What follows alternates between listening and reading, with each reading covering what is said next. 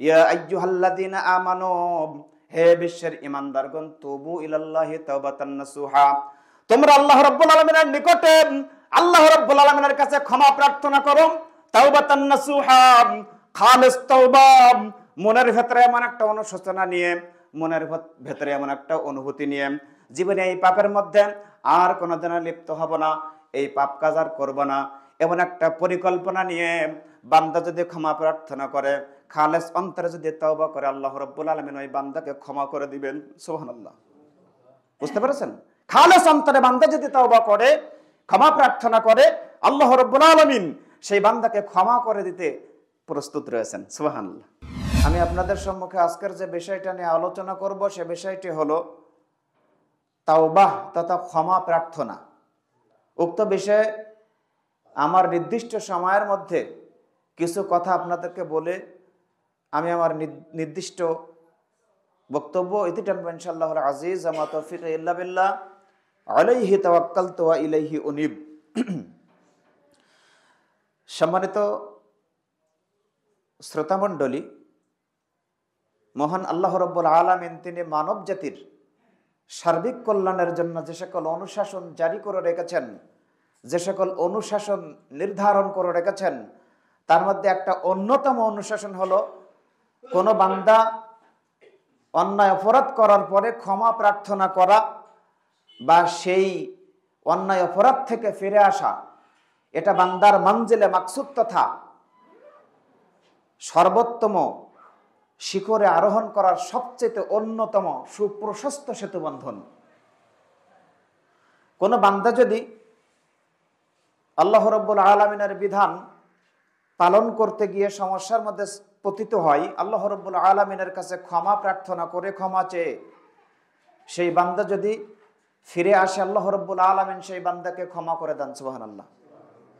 ওই জন্য মঞ্জিলে মাকসুদ তথা জান্নাতুল ফেরদাউস লাভের অন্যতম একটা সুপ্রশস্ত সেতুবন্ধন হলো ক্ষমা প্রার্থনা করা। এই ক্ষমা প্রার্থনার মধ্য দিয়ে বান্দা তার কাঙ্ক্ষিত স্থান তথা জান্নাত লাভ করতে পারবে। সুবহানাল্লাহ। কারণ শয়তান আমাদের প্রকাশ্য শত্রু।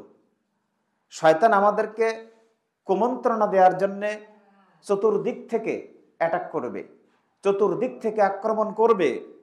আর এই শয়তানের কুমন্ত্রণা থেকে আমরা পরিত্রাণ পেতে হলে কিছু কাজ আমাদের করতে হবে।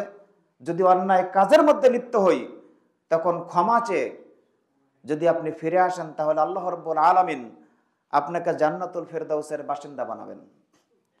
তাই তো আল্লাহ রাব্বুল আলামিন তিনি মহাগ্রন্থ আল কোরআনে বললেন, ক্বালা ফাবিমা আগওয়াইতানি লাকুউদান্না লাহুম সিরাতাকাল মুস্তাকিম সুম্মা লাআতিয়ান্নাহুম মিন বাইনি আইদিহিম ওয়া মিন খালফিহিম ওয়া আন আইমানিহিম ওয়া আন শামাইলিহিম ওয়া লা তাজিদু আকসারাহুম শাকিরিন। মহান আল্লাহ রাব্বুল আলামিন বললেন, ক্বালা ফাবিমা আগওয়াইতানি লাকুউদান্না লাহুম সিরাতাকাল মুস্তাকিম।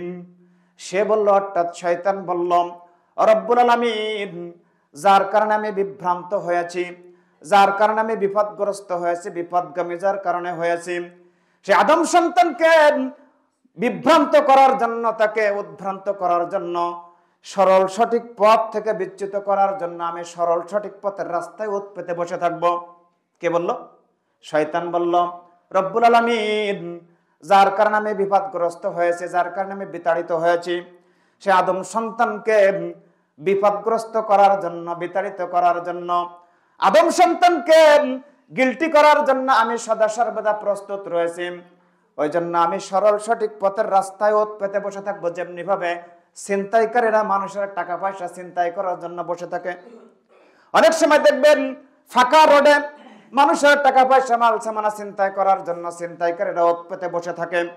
শয়তান তেমনি মানুষের এই নেকি যাতে মানুষ না করতে পারে, অথবা নেকি যদি মানুষ করে, সেই নেকিকে ছিনতাই করার জন্য সদা সর্বদা প্রস্তুত।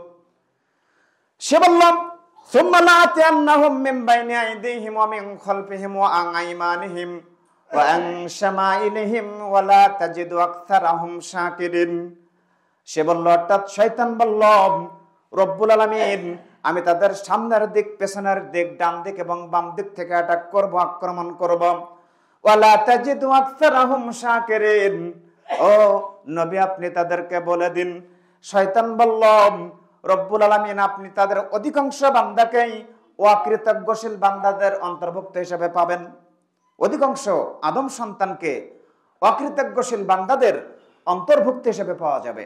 অর্থাৎ এক কথায় তারা শয়তানের প্ররোচনায় পড়ে, শয়তানের গোলকধাঁধায় পড়ে, শয়তানের এই কুমন্ত্রণায় পড়ে মানুষেরা অন্যায় অপরাধের মধ্যে লিপ্ত হবে। কথা বুঝতে পেরেছেন? ওই জন্য আল্লাহ রাব্বুল আলামিন তিনি আমাদেরকে সতর্ক সাবধান করে দিয়ে বলেন, হে পৃথিবীর মানুষেরা, তোমরা শয়তান কিন্তু তোমাদের প্রকাশ্য শত্রু। শয়তানের কুমন্ত্রণা থেকে, শয়তানের অসওয়াসা থেকে তোমরা নিজেদেরকে বাঁচানোর চেষ্টা করো। কারণ প্রত্যেক আদম সন্তান পাপ করবে, ভুল করবে। আর উত্তম পাপী বান্দা হলো ওই বান্দা যেই বান্দা পাপ করার পরে, ভুল করার পরে আল্লাহ রাব্বুল আলামিনের নিকটে ক্ষমা প্রার্থনা করে ওই বান্দাকে আল্লাহ রাব্বুল আলামিন সবচাইতে উত্তম বান্দা হিসেবে, সবচাইতে ভালো বান্দা হিসেবে আল্লাহ রাব্বুল আলামিন তিনি পরিগণিত করলেন।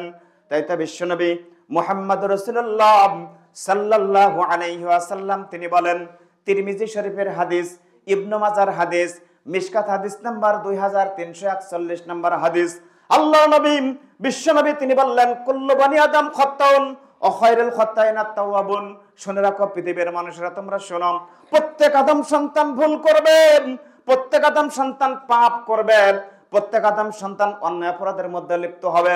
কিন্তু অন্যায় অপরাধের মধ্যে লিপ্ত হওয়ার পরে বান্দা যদি আল্লাহ রাব্বুল আলামিনের নিকটে ক্ষমা প্রার্থনা করে, আল্লাহ রাব্বুল আলামিন ওই বান্দাকে তিনি সবচেয়ে উত্তম বান্দা হিসেবে পরিগণিত করেছেন। বলেন সুবহানাল্লাহ। বুঝতে পারেননি? যদি বান্দা অন্যায় অপরাধ করার পরে আল্লাহর কাছে ক্ষমা প্রার্থনা করে, তাহলে সেই বান্দাকে আল্লাহ রাব্বুল আলামিন সবচেয়ে উত্তম বান্দা হিসেবে, তার শ্রেষ্ঠ বান্দা হিসেবে তিনি পরিগণিত করবেন। বলেন সুবহানাল্লাহ। ক্ষমা চাইতে হবে ভাই। যদি আপনি ইস্তেগফার না করেন, ক্ষমা প্রার্থনা না করেন, তাহলে আপনার মান, মর্যাদা, প্রতিপত্তি, ইজ্জত, সম্মান কিছু বাড়বে না। ওই জন্য আমরা প্রতিনিয়ত আল্লাহ রাব্বুল আলামিনের নিকটে ক্ষমা প্রার্থনা করব, আল্লাহ রাব্বুল আলামিনের নিকটে আমরা তাওবা করব। ওই জন্য রাসূল সাল্লাল্লাহু আলাইহি ওয়াসাল্লাম তিনি বলছেন, কুল্লু বনি আদম খাত্তাউন ওয়া খায়রুল খাত্তাইনা আত-তাওয়াবুন। প্রত্যেক আদম সন্তান ভুল করবে, পাপ করবে। উত্তম পাপী বান্দা হলো ওই বান্দা যেই বান্দা ভুল করার পরে, পাপ করার পরে আল্লাহ রাব্বুল আলামিনের নিকটে ক্ষমা প্রার্থনা করে, আল্লাহ রাব্বুল আলামিন ওই বান্দাকে সবচেয়ে উত্তম বান্দা হিসেবে পরিগণিত করে দিলেন। সুবহানাল্লাহ। ওই জন্য প্রত্যেক আদম সন্তান পাপের মধ্যে লিপ্ত। যদি কোনো ব্যক্তি বলে যে না, আমার কোনো ভুল হয় না, আমার কোনো পাপ হয় না, তো বলা হচ্ছে ওই ব্যক্তি হয় শয়তান, না হয় ফেরেশতা। মানুষ কি আর ফেরেশতা হতে পারবে? না। তাহলে সে হলো পাক্কা শয়তান। যে ব্যক্তি আমার ভুল হয় না, যে ব্যক্তি বলবে আমার ভুল হয় না, আমার মোটে পাপ হয় না, ওই ব্যক্তি হয় পাকা শয়তান। আর হাদিসে বলছে না ফেরেশতা, ফেরেশতা তো আর হতে পারবে না, তাহলে পাকা শয়তান সে। কথা বুঝতে পেরেছেন? ওই জন্য আদম সন্তান ভুলের মধ্যে থাকবে, এটাই স্বাভাবিক। কিন্তু ভুল থেকে যদি সে নিজেকে আত্মশুদ্ধি করতে পারে, ইস্তেগফার করতে পারে, ক্ষমা প্রার্থনা করতে পারে, আল্লাহ রাব্বুল আলামিন ওই বান্দাকে অত্যাধিক ভালোবাসবেন। ওই বান্দাকে তো ক্ষমা করে দিবেনই, তাকে অত্যাধিক প্রিয় বান্দা হিসেবে আল্লাহ পরিগণিত করবেন। সুবহানাল্লাহ। ওই জন্য বিশ্বনবী মুহাম্মদ রাসূলুল্লাহ সাল্লাল্লাহু আলাইহি ওয়াসাল্লাম তিনি ক্ষমার অনুপম দৃষ্টান্ত আল্লাহ রাব্বুল আলামিনের নিকট থেকে ওহী প্রাপ্ত হয়েছেন।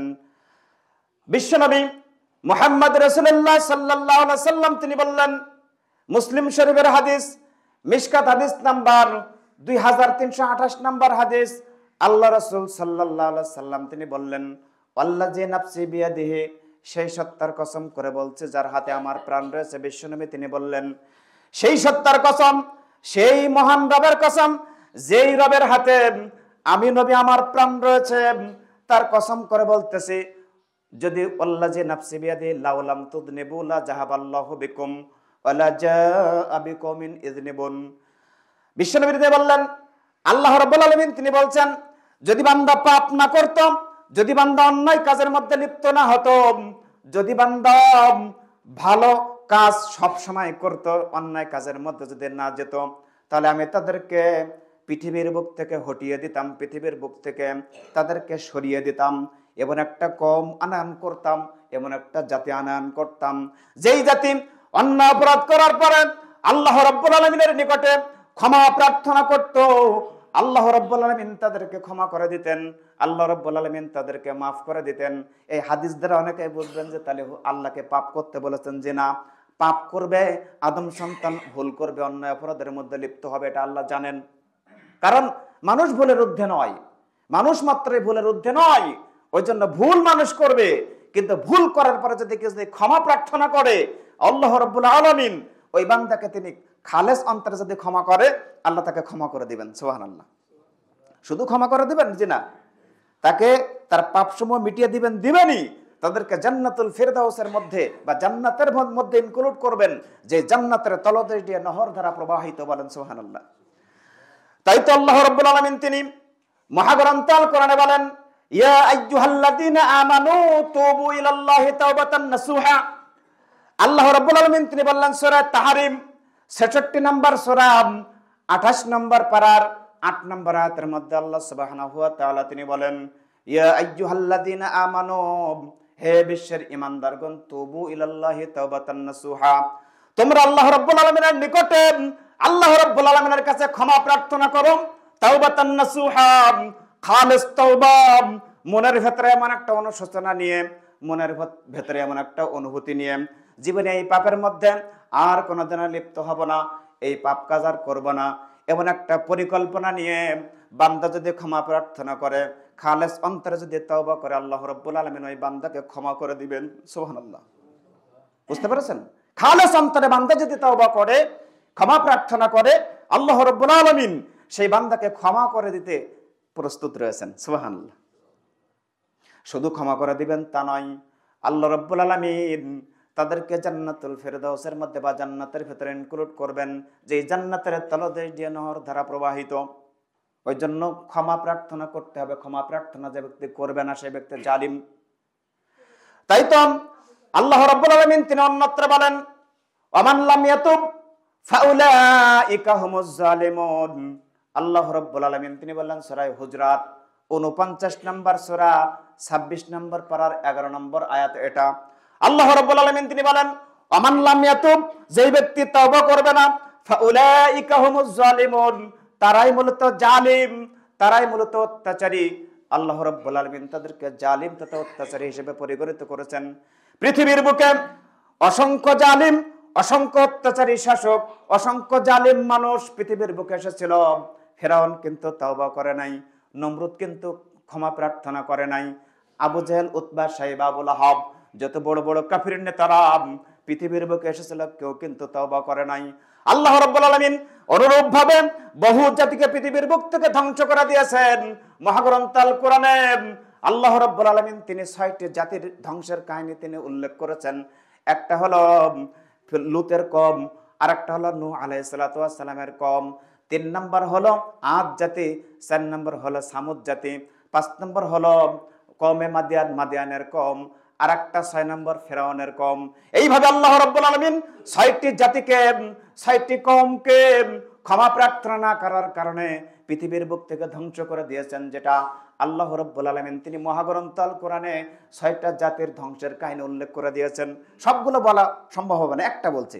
আল্লাহ রাব্বুল আলামিন হযরত নূহ আলাইহিস সালাতু ওয়াস সালামের কওমকে পৃথিবীর বুক থেকে প্লাবন দিয়ে, তন্মুর প্লাবন দিয়ে পৃথিবীর বুক থেকে ধ্বংস করে দিয়েছেন। নূহ আলাইহিস সালাতু ওয়াস সালাম আল্লাহ রাব্বুল আলামিনের পক্ষ থেকে তিনি 950 বছর জীবনকাল পেয়েছিলেন। 950 বছর তিনি দাওয়াত দিয়েছিলেন। অক্লান্ত দাওয়াত দেওয়ার ফলে নূহ আলাইহিস সালাতু ওয়াস সালামের কওমকে যখন এই দাওয়াতের জন্য তাদের নসিহাত করতেন, তখন হযরতে নূহ আলাইহিস সালাতু ওয়াস সালামের কওম তাকে দেখে পালিয়ে চলে যেত। দেখলেই পালাতো, ওই যে আসছে নূহ আসছে, আমাদেরকে কি নসিহত কি দেয় কিনা, ওই জন্য পালিয়ে চলে যেত। এখানে বলা হলো তারা সামনের দিকে পর্দা ঠেলে দিত, কানের ভেতরে আঙ্গুলে ঢুকিয়ে দিত, পালিয়ে চলে যেত। এইভাবে নূহ আলাইহিস সালাতু ওয়াস সালাম তিনি ৯৫০ বছর অক্লান্ত পরিশ্রম করে তিনি দাওয়াত দিয়েছিলেন, কিন্তু ফল ভালো হয় নাই।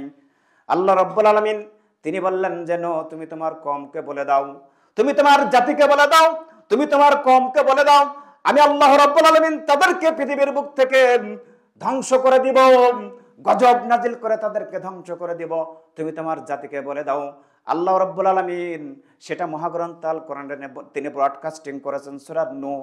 আল্লাহ রাব্বুল আলামিন সূরা নূহ ৭১ নম্বর সূরা ২৯ নম্বর পারার ১ থেকে ৩ নম্বর আয়াতের মধ্যে আল্লাহ রাব্বুল আলামিন তিনি বললেন, ইন্না আরসালনা নূহান ইলা কওমিহি আনযির কওমাকা মিন ক্বাবলি আইয়াতিয়াহুম আযাবুন আলীম।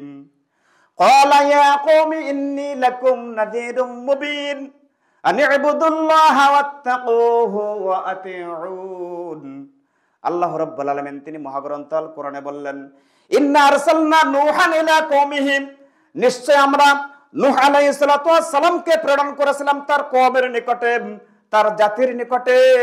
আনযির কওমাকা মিন ক্বাবলি আইয়াতিয়াহুম আযাবুন আলীম, তাদের নিকটে মহাযন্ত্রণাদায়ক শাস্তি আসার পূর্বে, তাদের নিকটে গজব আসার পূর্বে, গজব নাজিল হওয়ার পূর্বে আল্লাহ রাব্বুল আলামিন তিনি বললেন যে আমরা নূহ আলাইহিস সালাতু ওয়াস সালামকে পাঠাইলাম তার কওমের নিকটে, তার জাতির নিকটে, এই মর্মে যে তাদেরকে ভীতি প্রদর্শন করার জন্য, তাদেরকে সতর্ক সাবধান করার জন্য আল্লাহ রাব্বুল আলামিনের পক্ষ থেকে তোমাদের উপরে গজব নাজিল হবে, তোমাদের উপর আল্লাহর পক্ষ থেকে গজব নাজিল হবে, কারণ তোমরা আমার কথাকে ভায়োলেট করলে, আমার কথাকে মানো নাই। এই জন্য আল্লাহ রাব্বুল আলামিন তোমাদের উপর গজব নাজিল করবে অতি শীঘ্রই। কিন্তু তারা এই মুহূর্তে যদি ইস্তেগফার করত, ক্ষমা প্রার্থনা করত, ভুল বুঝে যদি আল্লাহর কাছে কায়মনা বাক্যে ক্ষমা প্রার্থনা করত, আল্লাহ রাব্বুল আলামিন তাদের নিকট থেকে গজব তুলে নিতেন। কিন্তু না, তারা কিন্তু আল্লাহ রাব্বুল আলামিনের নিকটে ক্ষমা প্রার্থনা করে নাই, যার কারণে আল্লাহ তাদেরকে পৃথিবীর বুক থেকে ধ্বংস করে দিয়েছেন, শুধু কয়েকজন লোক ব্যতীত। হাদিসের মধ্যে আসছে, আবু হুরায়রা থেকে হাদিসটি বর্ণিত, ৮০-৪০ জন পুরুষ, ৪০ জন নারী, ৪০-৪০-৮০ জন লোককে আল্লাহ রাব্বুল আলামিন যেই গজব থেকে নূহ আলাইহিস সালাতু ওয়াস সালামের উপর ঈমান আনয়ন করার কারণে তাদের আল্লাহ বাঁচিয়ে দিয়েছিলেন। সুবহানাল্লাহ। আর সেই কিস্তিতে উঠেছিল, সেই নৌকায় উঠেছিল প্রত্যেক প্রাণী থেকে জোড়া জোড়া, আর ৪০ জন পুরুষ, ৪০ জন নারী, এই মোট ৮০ জন সেই নূহের কিস্তিতে উঠেছিল। বাদ বাকি লোকদেরকে, এমনকি নূহ আলাইহিস সালাতু ওয়াস সালামের সন্তানকে পর্যন্ত আল্লাহ রাব্বুল আলামিন পৃথিবীর বুক থেকে নিশ্চিহ্ন করে দিয়েছেন। ৪ সন্তানের মধ্যে একটা সন্তান অবাধ্য হয়েছিল, বুঝতে পেরেছেন? এই এক সন্তান কিনান, যাকে বলা হয় কিনান, এই কিনানকে আল্লাহ রাব্বুল আলামিন পৃথিবীর বুক থেকে নিশ্চিহ্ন করে দিয়েছিলেন। নূহ আলাইহিস সালাতু ওয়াস সালাম তিনি হাত বাড়িয়েছিলেন, বাচ্চা আসো, তুমি ঈমান আনয়ন করে আমাদের দিকে আসো। কিন্তু না, বলল যে না, আমিও পাহাড়ের চূড়ায় গিয়ে উঠবো। কথা বুঝতে পেরেছেন? আল্লাহ রাব্বুল আলামিন তাকে ধ্বংস করে দিয়েছিলেন। বলছিলাম হযরতে নূহ আলাইহিস সালাতু ওয়াস সালাম তিনি তাদের ভীতি প্রদর্শন করার জন্য আল্লাহ রাব্বুল আলামিনের পক্ষ থেকে তিনি প্রেরিত হয়েছিলেন। তিনি বললেন, আনি ইবুদুল্লাহ, ক্বালা ইয়া কওমি ইন্নী লাকুম নাযীরুম মুবিন। ও আমার সম্প্রদায়, ও আমার কওমের লোকেরা, তোমরা শোনো, নিশ্চয় আমি আল্লাহ রাব্বুল আলামিনের পক্ষ থেকে তোমাদের জন্য স্পষ্ট ভীতি প্রদর্শনকারী, তোমাদের জন্য স্পষ্ট ভয় প্রদর্শনকারী। অতএব তোমরা আনি ইবুদুল্লাহ ওয়াত্তাকুহু ওয়া আতিউন। আল্লাহ রাব্বুল আলামিন তিনি বললেন, হযরতে নূহ আলাইহিস সালাতু ওয়াস সালাম তিনি বললেন, আনি ইবুদুল্লাহ, তোমরা আল্লাহ রাব্বুল আলামিনের আনুগত্য করো, ওয়াত্তাকুহু, আল্লাহ রাব্বুল আলামিনের ভয় করো, ওয়া আতিউন, তার আনুগত্য করো, আল্লাহ রাব্বুল আলামিনের ইত্তেবা করো, ইবাদত করো, ওয়া আত্তাকুহু, তাকে ভয় করো, আতিউন, এবং তার আনুগত্য করো। এইভাবে আল্লাহ রাব্বুল আলামিনের পক্ষ থেকে নূহ আলাইহিস সালাতু ওয়াস সালাম তাদেরকে বারবার ভীতি প্রদর্শন করার জন্য তিনি আল্লাহ রাব্বুল আলামিনের পক্ষ থেকে প্রেরিত নবী হিসেবে তিনি তাদের এলান দিয়েছিলেন, এলান জারি করে দিয়েছিলেন। কিন্তু তারা নূহ আলাইহিস সালাতু ওয়াস সালামের দাওয়াতকে প্রত্যাখ্যান করার কারণে আল্লাহ রাব্বুল আলামিন তাদেরকে পৃথিবীর বুক থেকে ধ্বংস করে দিয়েছেন। পৃথিবীর বুক থেকে গজব নাজিল করে তুফান দিয়ে তাদেরকে পৃথিবীর বুক থেকে নিশ্চিহ্ন করে দিয়েছেন। এইভাবে আল্লাহ রাব্বুল আলামিন তিনি অসংখ্য জাতিকে, অসংখ্য মানুষদেরকে তিনি ইস্তেগফার না করার কারণে করুণ পরিণতি তাদের হতে হয়েছে, করুণ পরিণতির সম্মুখীন তাদের হতে হয়েছে। বুঝতে পেরেছেন? এইভাবে কওমে মাদিয়ান, ফেরাউনের কওম, আদ জাতি, সামুদ জাতিকে আল্লাহ রাব্বুল আলামিন ধ্বংস করে দিয়েছেন, যেটা আপনারা পড়েছেন। কোরআন মাজিদের বিভিন্ন আয়াতের ভেতরে বিভিন্ন হাদিস দ্বারা প্রমাণিত, আপনারা কাহিনী শুনেছেন হুজুরদের কাছ থেকে। তো বলছিলাম এইভাবে আল্লাহ ধ্বংস করে দিয়েছেন শুধু ইস্তেগফার না করার কারণে, জালিম হওয়ার কারণে, আল্লাহ রাব্বুল আলামিনের প্রতি আনুগত্য প্রদর্শন না করার কারণে, অহংকার করার কারণে, হঠকারিতার কারণে আল্লাহ পৃথিবীর বুক থেকে তাদের ধ্বংস করে দিয়েছেন। কিন্তু যারা আল্লাহ রাব্বুল আলামিনের প্রতি আনুগত্য প্রদর্শন করে, যারা তাওবা করেছে, ক্ষমা প্রার্থনা করেছে, আল্লাহ তাদের পৃথিবীর বুকে, আল্লাহ রাব্বুল আলামিন তাদেরকে পৃথিবীর বুকে বাঁচিয়ে রেখেছেন, তাদের নিকট থেকে গজব তুলে নিয়েছেন। একটা নির্দিষ্ট সময়কাল পর্যন্ত আল্লাহ রাব্বুল আলামিন তাদের বেঁচে থাকার অবকাশ দিয়ে দিয়েছেন। বলেন সুবহানাল্লাহ। যেটা আপনি পাবেন হযরত ইউনূস আলাইহিস সালাতু ওয়াস সালামের কওম যখন এরম গজবের সম্মুখীন হলেন, যখন ক্ষমা প্রার্থনা করলেন, আল্লাহ রাব্বুল আলামিন তাদের নিকট থেকে গজব তুলে নিলেন। বর্তমানে ইরাকের মুসল নগরের নিনাওয়া নামক জনপদের অধিবাসীদের জন্য আল্লাহ রাব্বুল আলামিন হযরত ইউনূস আলাইহিস সালাতু ওয়াস সালামকে প্রেরণ করেছিলেন। ইউনূস আলাইহিস সালাতু ওয়াস সালাম তিনি বারবার তাওহীদের দাওয়াত তাদেরকে দিয়েছিলেন, তোমরা আল্লাহ রাব্বুল আলামিনের আনুগত্য করো, আল্লাহকে এক বলে তোমরা মেনে নাও। এইভাবে ইউনূস আলাইহিস সালাতু ওয়াস সালাম তিনি বারবার তাদেরকে যখন দাওয়াত দিলেন, এক পর্যায়ে তারা দাওয়াতকে প্রত্যাখ্যান করলো, ভায়োলেট করলো, এড়িয়ে চললো। দাওয়াতকে প্রত্যাখ্যান করার পরে যখন আল্লাহ রাব্বুল আলামিনের পক্ষ থেকে চূড়ান্ত গজব নাজিল হওয়ার একটা নির্দেশ আল্লাহ জারি করে দিলেন, নির্দিষ্ট সময় যখন জানিয়ে দিলেন, 3 দিনের মধ্যে আল্লাহ রাব্বুল আলামিন হযরত ইউনূস আলাইহিস সালাতু ওয়াস সালামের কওমকে ধ্বংস করে দেবেন। কয় দিনের মধ্যে? 3 দিনের মধ্যে। ইউনূস আলাইহিস সালাতু ওয়াস সালামের কওম এইভাবে যখন এলাম জারি পেয়ে গেলেন, যখন ইউনূস আলাইহিস সালাতু ওয়াস সালাম তিনি বলে দিলেন, শোনো ও আমার কওমের লোকেরা, তোমাদেরকে যখন বারবার তাওহীদের দাওয়াত দিলাম, তাওহীদের দাওয়াত দেওয়ার পরে তোমরা যখন এটা গ্রহণ না করলে, এখন শোনো আল্লাহ রাব্বুল আলামিন তিনি আমাকে জানিয়ে দিলেন তোমাদের উপর আল্লাহ রাব্বুল আলামিন 3 দিনের মধ্যে গজব নাজিল করবেন। কাদেরকে? ইউনূস আলাইহিস সালাতু ওয়াস সালামের কওমকে। যখন এই কথা বলে তিনি অন্যত্র চলে গেলেন, ইউনূস আলাইহিস সালাতু ওয়াস সালাম তিনি এখান থেকে অন্যত্র চলে গিয়ে মাছের পেটের ভেতরে আল্লাহ রাব্বুল আলামিন তাকে ওখানে রেখে দিলেন। এভাবে বিভিন্ন ঘটনা আছে, ভাই ওদিকে যাওয়া যাবে না, সময় সংক্ষেপ। বলছিলাম ইউনূস আলাইহিস সালাতু ওয়াস সালাম তাদেরকে এই কথা বলে তিনি যখন চলে গেলেন, ইউনূস আলাইহিস সালাতু ওয়াস সালামের কওম এবার বলতে লাগলো, ও আমার কওমের, ও তারা তাদের সর্দাররা বলতে লাগলো, ও কওমের লোকেরা তোমরা শোনো, ইউনূস আলাইহিস সালাতু ওয়াস সালাম তিনি কখনো মিথ্যা কথা বলেন না, তিনি সব সময় সত্য কথা বলেন। তাকে না মানলেও তাকে সত্যবাদী নবী হিসেবে তারা কিন্তু দাবি করত। সুবহানাল্লাহ। যেমন আমাদের বিশ্বনবী মুহাম্মদ সাল্লাল্লাহু আলাইহি ওয়াসাল্লামের নিকটে অনেকে কিন্তু ধন সম্পদ গচ্ছিত রাখতো, শুনেছেন না? আল আমিন, তাকে আল আমিন বলা হতো। তাকে না মানলেও তার নিকট ধন সম্পদ গচ্ছিত রাখতো। ইউনূস আলাইহিস সালাতু ওয়াস সালামকে না মানলেও তার কওমের লোকেরা তাকে সত্যবাদী হিসেবে তারা দাবি করত। এক পর্যায়ে তারা চিন্তা ভাবনা করলো, দেখো ইউনূস আলাইহিস সালাতু ওয়াস সালাম তিনি তো বলে গেলেন, তিনি তো কখনো মিথ্যা কথা বলেন না। আল্লাহ রাব্বুল আলামিনের পক্ষ থেকে আমাদের উপর যদি গজব নাজিল হয়, আমাদের উপর যদি আল্লাহ রাব্বুল আলামিন তিনি যদি বিপদ নাজিল করেন, তাহলে আমাদের কোনো বাঁচার কোনো সিস্টেম থাকবে না। ওই জন্য তারা সিদ্ধান্ত গ্রহণ করলো, দেখো কি করা যায়। তারা সিদ্ধান্তে উপনীত হলো, আমাদের সবাইকে চলে যেতে হবে, ওই জঙ্গলের উদ্দেশ্যে পাড়ি দিতে হবে। ওখান থেকে তারা জঙ্গলের উদ্দেশ্যে পাড়ি দিয়ে আবাল বৃদ্ধ বনিতা গবাদি পশুগুলো নিয়ে তারা যখন পাড়ি দিল, এক পাশে ছোট ছোট মাসুম বাচ্চা গবাদি পশুগুলো রেখে, অন্য পাশে তারা আল্লাহ রাব্বুল আলামিনের নিকটে কায়মন বাক্যে দোয়া করতে লাগলো, রব্বুল আলামিন, ইয়া রব্বুল আলামিন, আমরা একমাত্র ইউনূস আলাইহিস সালাতু ওয়াস সালামের কথাকে ভায়োলেট করে অন্য অপরাধের মধ্যে লিপ্ত হয়েছে, আল্লাহ আমাদের নিকট থেকে গজব তুলে নিন। আমরা তোমার নবী ইউনূস আলাইহিস সালাতু ওয়াস সালামের কথাকে মেনে নিলাম, তার কথাকে আমরা মানলাম, রব্বুল আলামিন তুমি আমাদের নিকট থেকে গজব তুলে নাও। এইভাবে যখন কায়মন বাক্যে আল্লাহ রব্বুল আলামিনের নিকটে তারা দোয়া করতে লাগলো, ইস্তেগফার করতে লাগলো, ক্ষমা প্রার্থনা করতে লাগলো, সঙ্গে সঙ্গে আল্লাহ রব্বুল আলামিন তাদের নিকট থেকে গজব তুলে নিলেন। বলেন সুবহানাল্লাহ। গজব তুলে নিলেন। শুধু তাই নাই, আল্লাহ রাব্বুল আলামিন তিনি সূরা ইউনূস 10 নম্বর সূরা 11 নম্বর পারার 98 নম্বর আয়াতের মধ্যে মহান আল্লাহ রাব্বুল আলামিন তিনি বললেন, ফালাউলা কানাত ক্বরিয়াতান আমানাত ফানাফাহা ঈমানুহা ইল্লা কওমা ইউনূস লাম্মা আমানু কাশাফনা আনহুম আযাবাল খিজি ফিল হায়াতিদ দুনিয়া ওয়া মাত্তা'নাহুম ইলা হিন।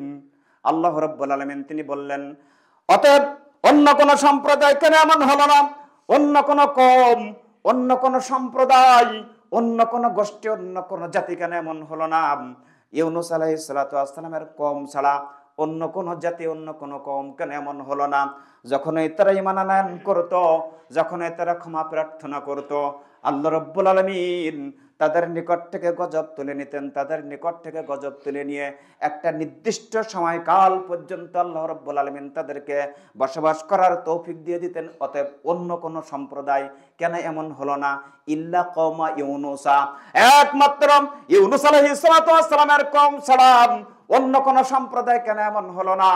এভাবে আল্লাহ রাব্বুল আলামিন তাদের প্রশংসা করলেন। শুধু তাই নয়, ইল্লা কওমা ইউনূস লাম্মা আমানু, যখন তারা ঈমান আনয়ন করলো, ফামাত্তা'নাহুম ইলা হিন, আল্লাহ রাব্বুল আলামিন তাদের নিকট থেকে গজব তুলে নিলেন।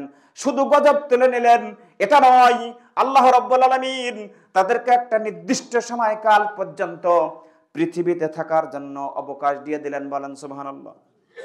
বুঝতে পেরেছেন? এরপর তো ইউনূস আলাইহিস সালাতু ওয়াস সালাম তিনি মিথ্যাবাদী সাব্যস্ত হয়ে গেলেন। যেহেতু তাদের নিকট থেকে গজব তুলে নিয়েছেন, তখন তাদের সিস্টেম ছিল যে মিথ্যা কথা বলবে তাকে শিরচ্ছেদ করতে হবে, জবাই করতে হবে।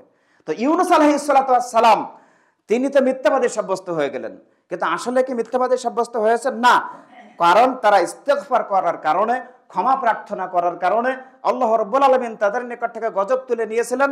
কিন্তু আসলে তো তাদের উপর গজব নাজিল হতো না যদি তারা ইস্তেগফার না করতো, ক্ষমা প্রার্থনা না করতো।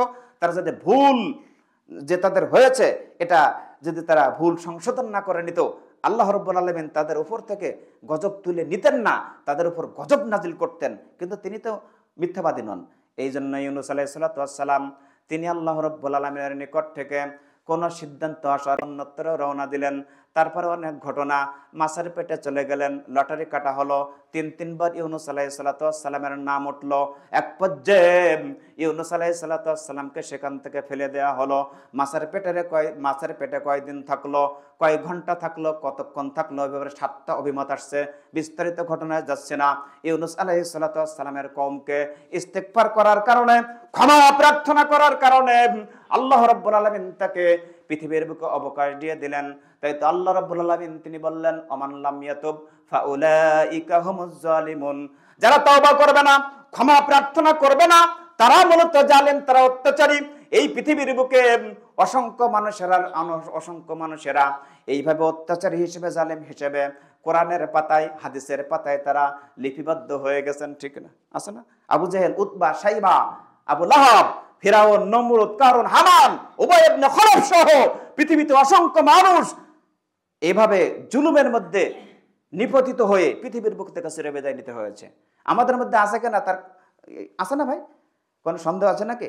অনেক ব্যক্তি জালিম, অত্যাচারী, হঠকারী, অহংকারী, ইস্তেগফার করে না, ক্ষমা প্রার্থনা করে না, ক্ষমতার জোরে, ক্ষমতার দাপটে, টাকা পয়সার দাপটে দেখবেন অনেক মানুষ অহংকারী হয়ে যায়।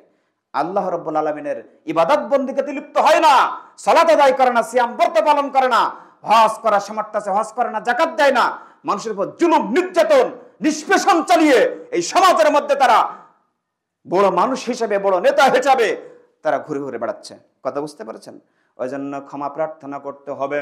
ক্ষমা প্রার্থনা যদি আপনি না করেন তাহলে আপনি জালিম। আমাদের নবী, বিশ্ব নবী মুহাম্মদ রাসূলুল্লাহ সাল্লাল্লাহু আলাইহি ওয়াসাল্লামের আগের এবং পেছনের সমস্ত গুনাহ মাফ কিনা আপনারা সবাই জানেন।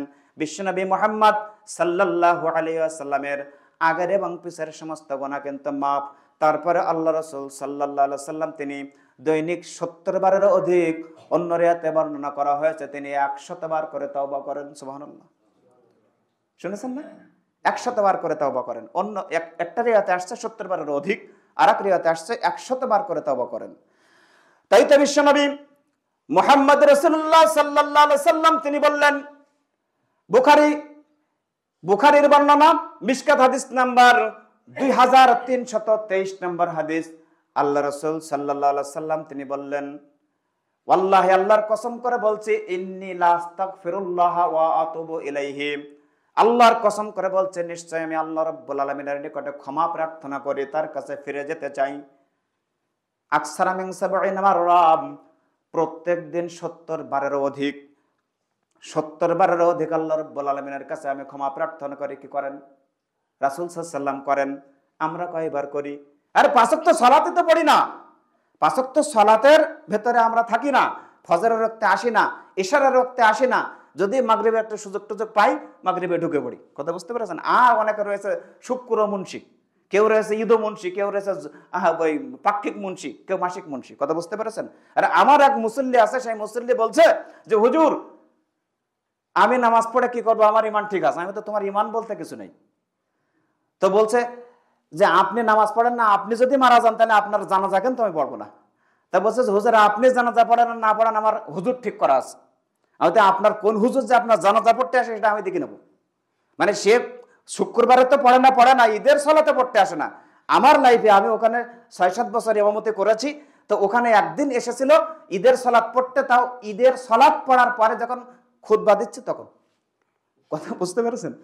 তো এই বেচারার আমি একদিন ধরেছি, শোনেন যদি আপনি মৃত্যুবরণ করেন আর আমি যদি এখানে থাকি আর যদি বেঁচে থাকি, আমার আগে যদি আপনি মারা যান আর আপনি যদি এই মসজিদে যদি আমি থাকি আর আপনি যদি মারা যান আর আমি যদি বেঁচে থাকি, তাহলে আপনার জানাজা কিন্তু আমি পড়বো না। তা বলছে হুজুর আমার হুজুর ঠিক করা আছে।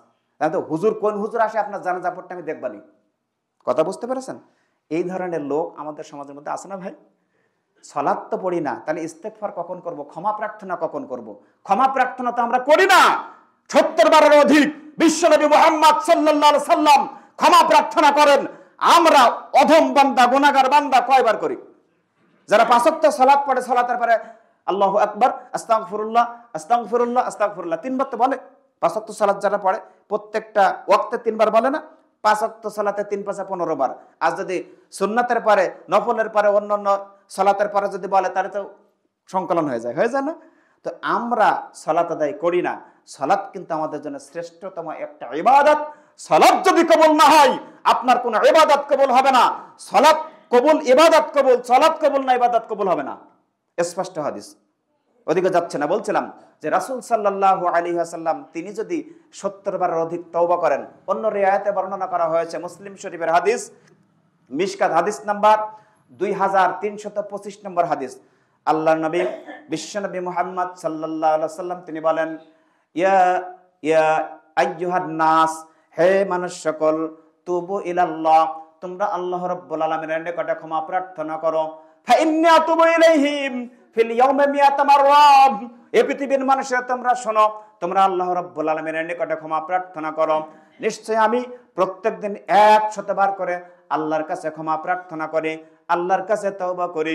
বিশ্বনবী তিনি যদি 100 বার করে তওবা করেন, আমাদের কয়বার করা উচিত? প্রয়োজন নেই আপনার 100 বারের বেশি তওবা করার, আপনি 70 বারেরও অধিক 100 বার করে তওবা করেন।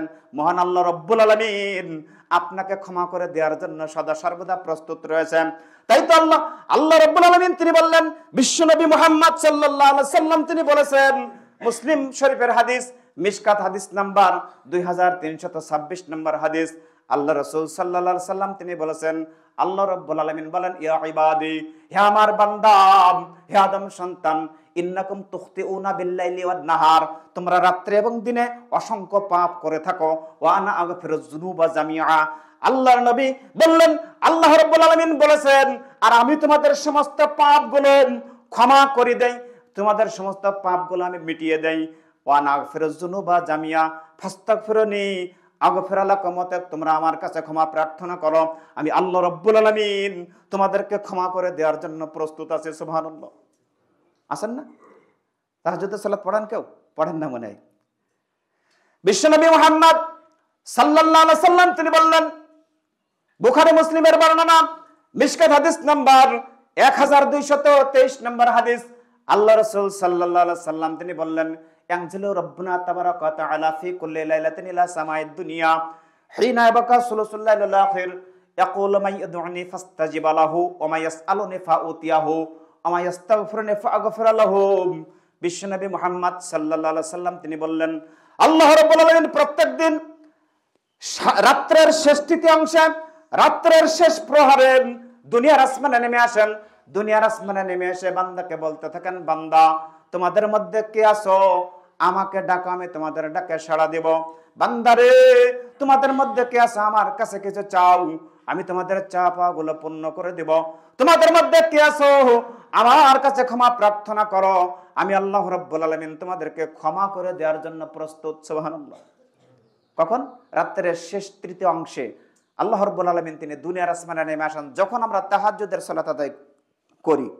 কিন্তু আমরা তো উঠি না, এখন শীতের সময় লেপ কম্বল ওটা গায়ে দিয়ে সুন্দর করে শুয়ে থাকি, আর শয়তান বল নম ঘুমা, সুন্দর করে ঘুমা। শয়তান আমাদেরকে পিছনের দিকে 3টা গিট মারে, 3টা গিট মেরে বলে আলাইকা লাইলুম তাবিল, বান্দা এখন অনেক রাত আছে, শুয়ে পড়, শুয়ে পড়, ঘুমিয়ে পড়। পেশাব করতে যখন উঠবেন তখন দেখবেন যে মনে হয় এখনো বহু রাত, অথচ আধা ঘন্টা কি 1 ঘন্টা সময় আছে। তখন এমন একটা অনুভূতি আসে যে এখনো তো বহু রাত আছে, একটু শুয়ে নেই। কথা বুঝতে পেরেছেন? এই শুয়ে থাকার এই যে অনুভূতি আপনার ভেতরে যখন জাগ্রত হবে, তখন বুঝতে হবে শয়তান আপনাকে 3টা বান মেরেছে, 3টা বান, 3টা গিট মেরেছে। কথা বুঝতে পেরেছেন? 3টা গিট খুলবেন কিভাবে?